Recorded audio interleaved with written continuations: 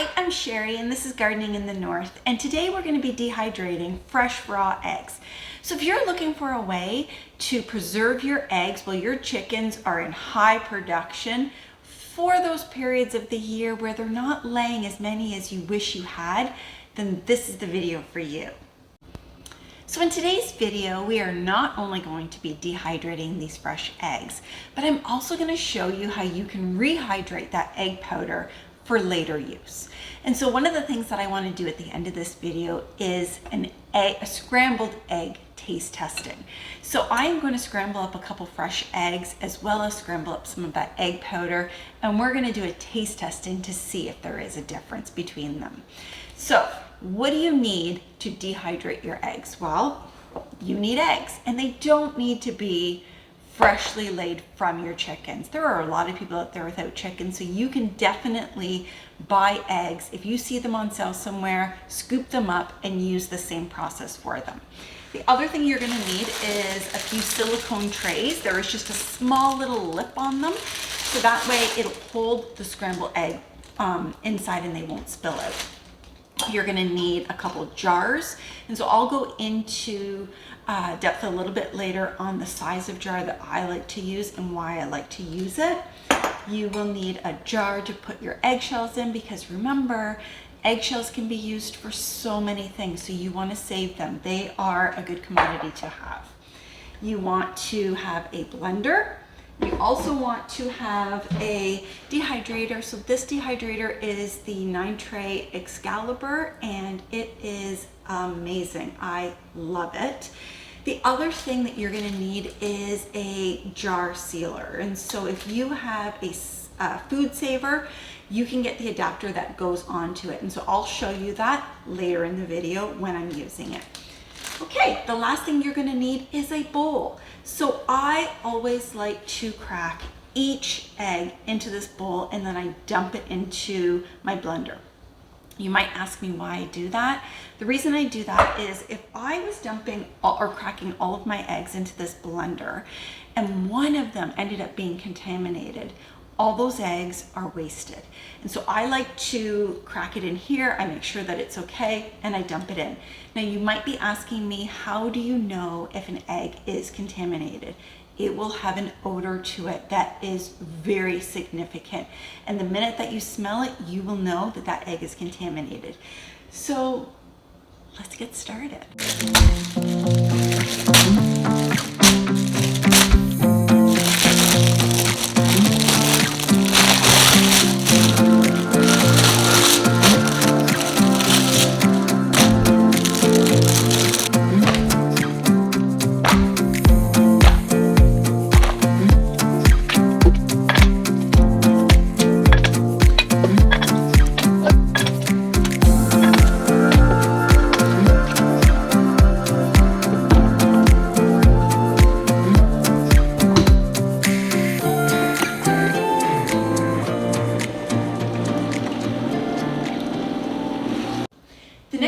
In this process is to pour your blended eggs into your silicone trays.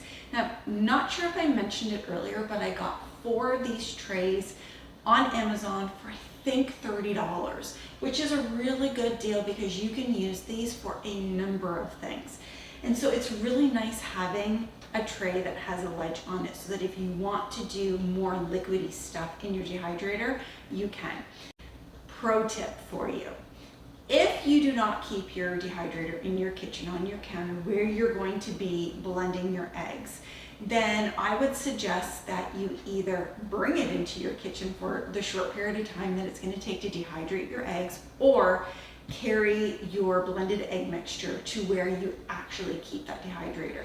And the reason I say that is you do not want to be walking around carrying this tray from the kitchen into wherever the room that you have your dehydrator.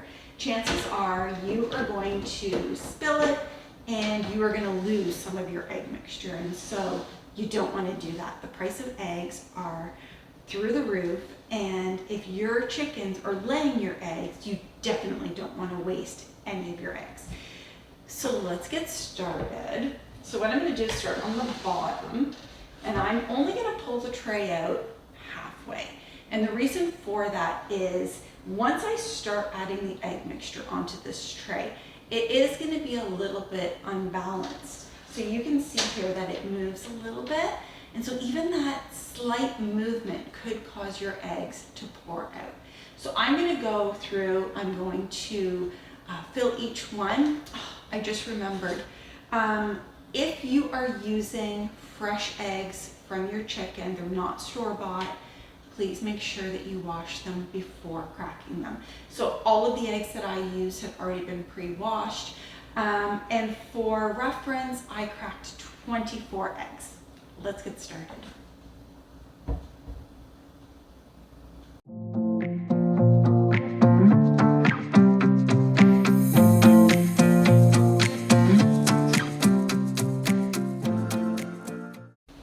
So you will notice that only 3 trays are filled.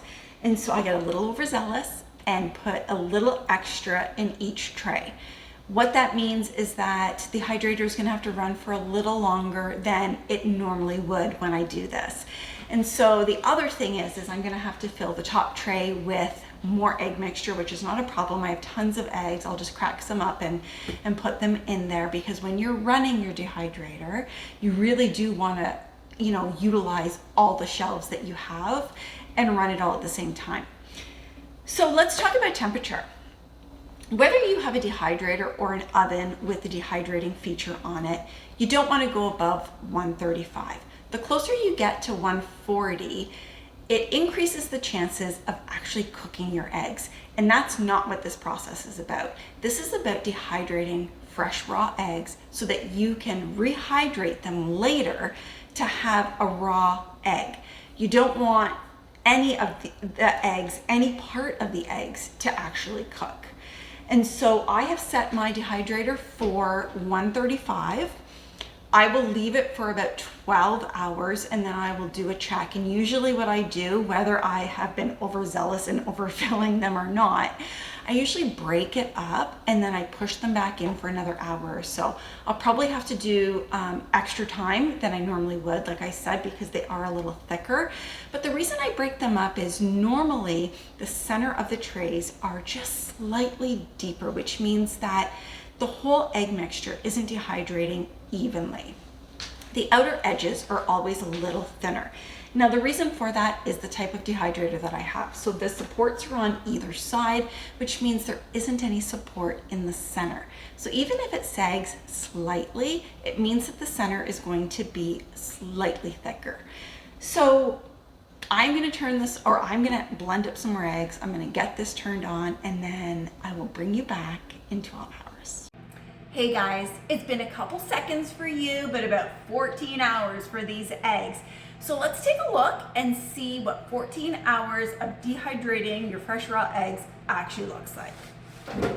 So I'm going to show you one of the thicker trays. I'm just going to show you here. I'm going to see if you can, I don't know if you can see right here that it's darker. And so basically what that means is that the rest of the tray is actually dehydrated a little bit more than that section there. And so this next step of the process is really important because you want to make sure that that spot is actually dehydrated fully. And so one of the things that I'm going to do, and I'm going to do this for all the trays, I'm going to go through and just break them up. Okay, so I'm going to show you it up close here.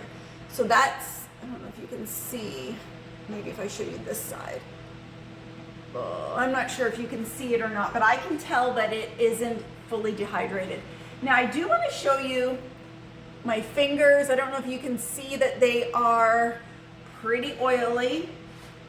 As you remember, I didn't put any oil in here. So this is completely normal.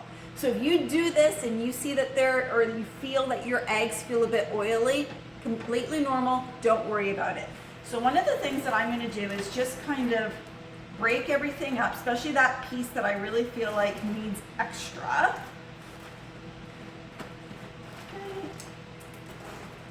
And then I'm going to make sure that it's all laid out again. And again, I'm going to do this tray as well, making sure that I move the center of the tray to the exterior and break it all up. Okay. It is coming along so good. Okay.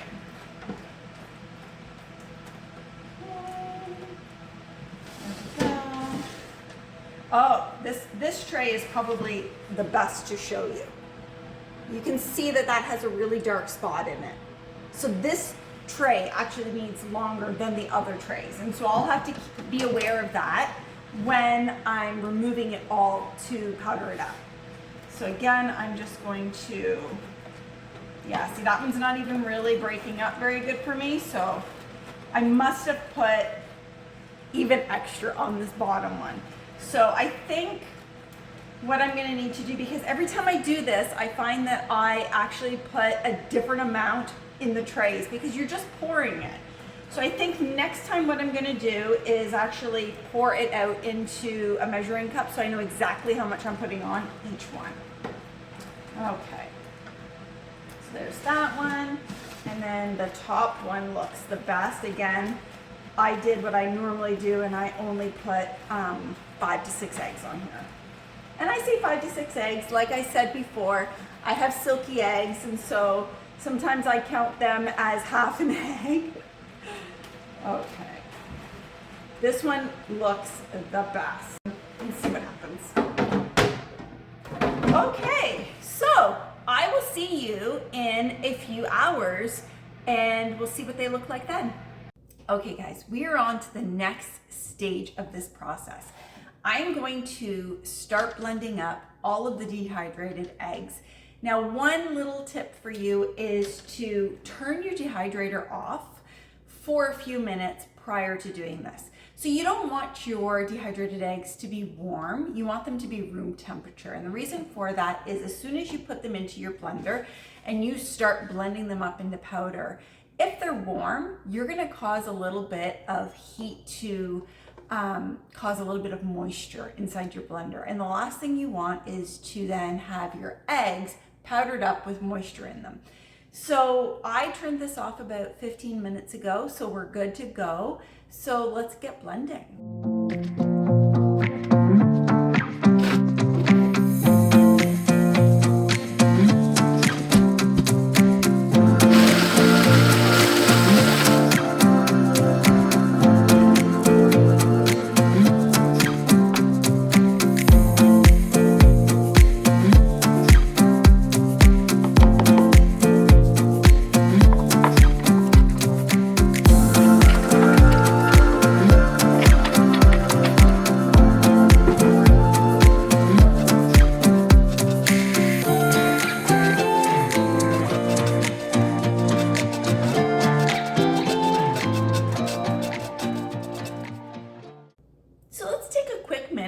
About what I just showed you. So part of my process, or the whole process really, is to dehydrate your eggs, powder them up, then I sift them. And the reason that I do that is I want to separate the egg that has been powdered up because it is dehydrated, and I want to separate it from the pieces of egg that still need a little bit longer than the powder. And so what I mean by that is that I will be putting both of these back into the dehydrator for about an hour. And the reason I do that is once I've powdered up the egg, I just want to go one step further to make sure that it is fully dehydrated.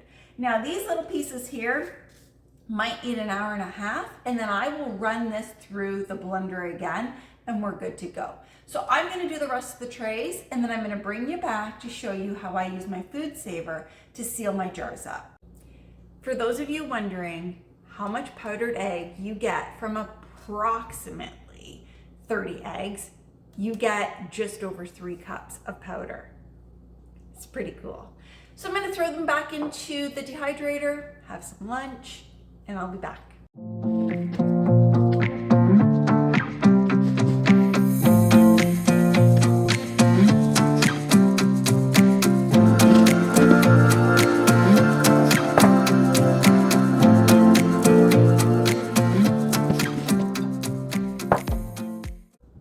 Let's talk jar sizes. So you can really use whatever size of jar you have on hand. However, there are two reasons why I prefer the smaller jars as opposed to the bigger jars. The first one and the main one is I'm lazy. I don't want to have to reseal these jars because I've gone in and taken a couple tablespoons of powdered egg out of them. I prefer using the smaller ones because I can take some of that egg out and put the jar back in, or put the jar into the fridge. Now, the second reason that I prefer the smaller jars is I know that this half-pint jar holds 14 eggs. And I know that amongst my family, the ones who actually eat eggs, we will go through 14 eggs in a week. So I know that as soon as I break the seal on this jar and I take some of the egg out and I put it into my fridge, it's not gonna go rancid on me, it's not gonna go bad, it's gonna be okay. Now, having said that, I've used powdered egg after I've put it into the fridge, and it's been in there for about 3 weeks and it's been fine. Now, you can also use the pint-sized jar. So the pint-sized jar has 26 eggs in there. Now, you would think that because I used the half pint and there's 14 that this would be 28. It's just the way I filled them. So before you seal them, you actually want to leave a little bit of space at the top. You also want to put in one of these little dry packs that will absorb any of the moisture that might be in there just from opening the jar. I'm just gonna put that back in there. And so with the pint-sized jar, I probably could have added another 2 to 4 eggs in here, but I just chose not to. So on to sealing the jars. I really wanted to show you how I seal the jars using, my FoodSaver. However, in my haste, I'm not sure if it was this time or last time, when I pressed the end of the tube into my FoodSaver, I must have pressed too hard and I've actually enlarged the plastic hole. I'm just gonna show you the plastic hole that is here for the accessory. And so for whatever reason, it is not sealing my jars the way I want them to. And so I don't want to risk thinking that they're sealed and then storing them and losing all of this, having them turn rancid.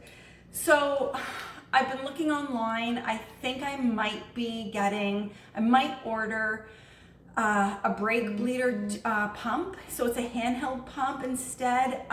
It comes with the tubing. I would just then connect it to the actual part that goes on top of the jar. So I'm just gonna show you. I'm not gonna be able to show you how I seal the jars today. I think I'm gonna have to do another video. I'll do a more in-depth video on that. But I wanted to show you how I would have done it. So I would have stuck this into my FoodSaver. This end then would go into, and again, that's probably why I've stretched out that plastic piece. I'm surprised it didn't crack and break. It's really tight. And so it comes with this rubber piece inside. What you're gonna do is put your lid on top. You're then gonna push this down until you hear a little bit of a click. And so it is on there tight. You're then going to start the machine. It's going to seal it for you and stop when it's done. And that's it. Let's get to the fun part of this video. Not that the whole video wasn't fun, but let's get to the fun part of scrambling up the eggs and doing the taste test. So I'm gonna take an egg out of here, which is 1 tablespoon. I'm gonna add 1.5 tablespoons of warm water to it. I'm gonna let it sit for about 5 to 7 minutes, give it a couple stirs. I'm also going to crack a regular egg, scramble it up, and I'm going to cook them side by side so that you can see if there is a difference visually. And then we're gonna do a taste test where I'm gonna tell you what each one tastes like, whether it tastes different or it tastes the same. Can I tell the difference? Stay with me.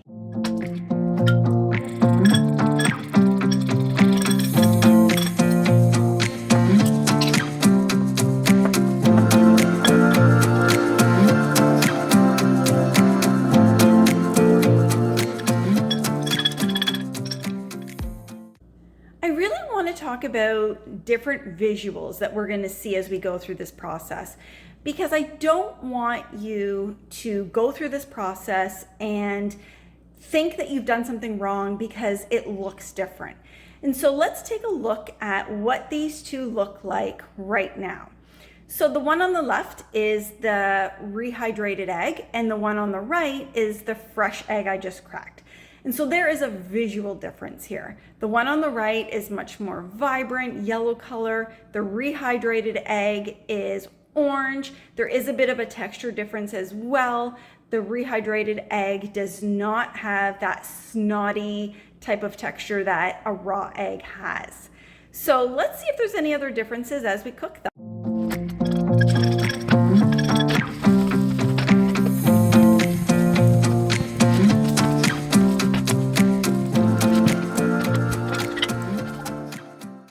Okay guys, here's the final product.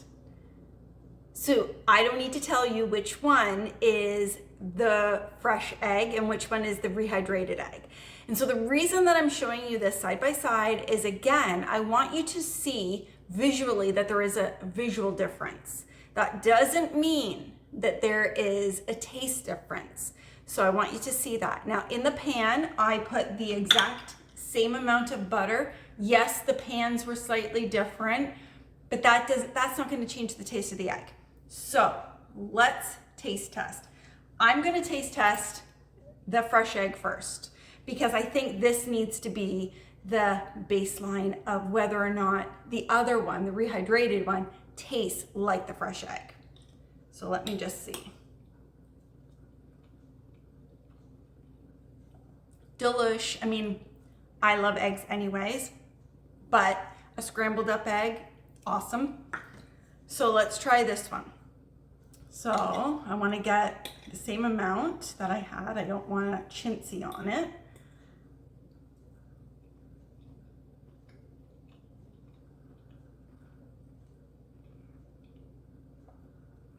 Tastes the same. It's delicious.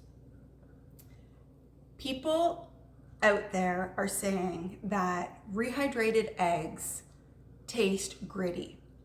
If you follow my process of hydrating or dehydrating your eggs, blending them up, putting them back in the dehydrator, pulling them out and blending them again, and sifting every single time, your eggs are not going to taste gritty. Now let's quickly talk about what else you could use these eggs for. You can use them for all your baking. So throughout the winter months, when chickens slow down on their egg production, you can pull out these powdered eggs and do all your baking with them. Go into a cookie exchange, use the powdered eggs. Making a birthday cake, use the powdered eggs. Thank you so much for spending your time with me.